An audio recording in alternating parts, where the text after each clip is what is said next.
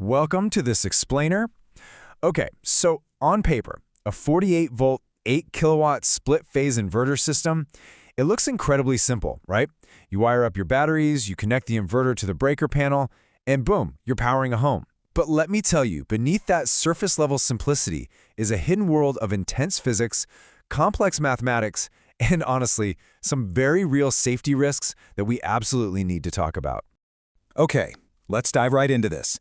The absolute biggest, most dangerous mistake you can make is assuming your inverter is this magical black box that just handles all the load distribution for you. I hate to break it to you, but it's not a brain, it's just a power converter. Managing those load imbalances, that falls entirely on you as the system designer. So what exactly happens when we just blindly trust the equipment and the system doesn't balance? Well, we open the door to some nasty surprises. I'm talking severe surge stacking, invisible component stress, and sustained direct currents that can literally cook your cables. If we ignore the physics here, the system won't just underperform, it's going to fail. Here is our roadmap for today. First, the split-phase illusion. Second, the AC to DC translation. Third, the imbalance trap. Fourth, 5 steps to safe design. And finally, hidden failure modes. Let's get into it. Section 1. The split-phase illusion, myth versus reality.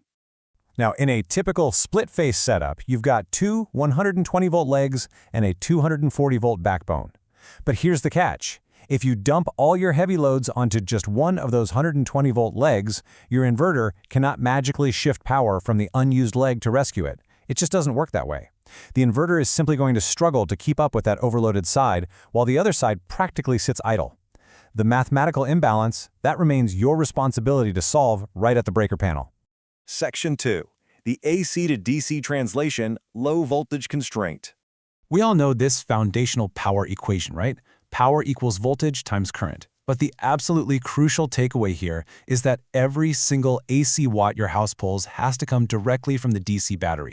Your inverter is relentlessly translating that household demand into battery current, and you simply can't cheat this equation. I want you to really anchor your attention on that number, 48, because your voltage is fixed incredibly low compared to the thousands of watts a typical house demands. Your current literally has to skyrocket to compensate. In a 48-volt setup, current becomes the massive stress point of the entire system. To put that into perspective, if we were running a high-voltage system, we could push massive amounts of power with just a trickle of current. But since we're locked into a low 48-volt battery, heavy AC demands force us to deal with punishingly high current. It's kind of like trying to blast a fire hose volume of water through a standard garden hose. The pressure, the friction, it's immense.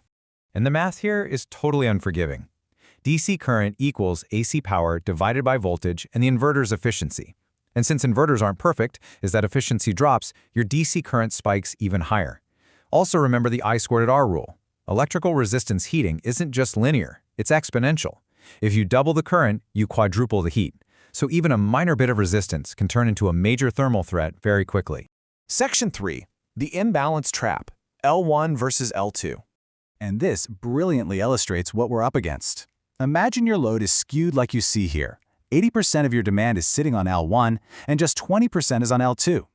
In reality, these are behaving almost like entirely separate circuits that only meet back at the inverter's internal conversion stage. You've got one side working frantically while the other is practically asleep. But that system stress, it certainly doesn't just vanish. Which brings us to a rule you absolutely must remember. The neutral carries only the difference. When L1 and L2 aren't equal, that physical difference in current has to go somewhere, right? Well, it travels back through the neutral conductor. This forces your neutral wire and the inverter's internal H-bridge to carry that heavy burden, which generates unwanted heat and causes massive wear and tear. Section 4. 5 steps to safe design, the blueprint. Now for the good news. Our source material lays out a strict, chronological, 5-step blueprint to outsmart all these electrical physics. First, define your total AC load.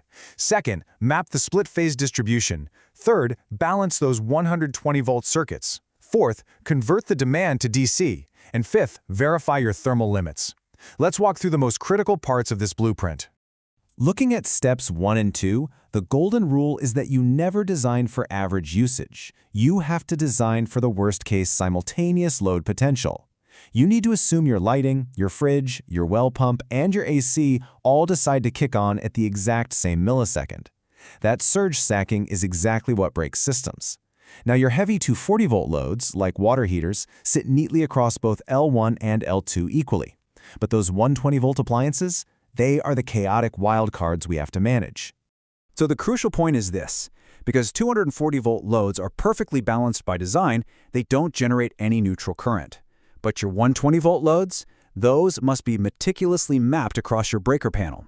The goal here is to keep the potential load on L1 mathematically identical to L2, which completely neutralizes that dangerous return current. Section 5. Hidden Failure Modes. The Reality Check. This is where our theory meets real-world safety. When a system is built without this rigorous math, it usually fails in one of three brutal ways. First, overheated DC cables that can literally melt their insulation due to that massive current. Second, an overloaded inverter H-bridge switching stage that burns itself out trying to process the imbalance. And third, unbalanced AC leg stress that triggers total system shutdowns. These are very real safety risks. But here is the craziest part. Total system overload actually isn't the main villain here. Your standard breakers will usually trip and save you from that. The real danger, the most dangerous condition, is a partial imbalance combined with high surge loads. The system operates silently. It looks totally normal, completely hiding an invisible struggle, right up until an AC compressor surges onto an already stressed leg and the whole thing comes crashing down. So, what does this all mean for you? Well, I want you to look at your own load sheet. Take a hard look at your breaker panel. Is your off-grid system truly mathematically balanced, or is it just silently hiding a surge waiting to happen? Run the blueprint, do the math, and keep your system safe. Thanks for joining me for this explainer, and we will see you on the next one.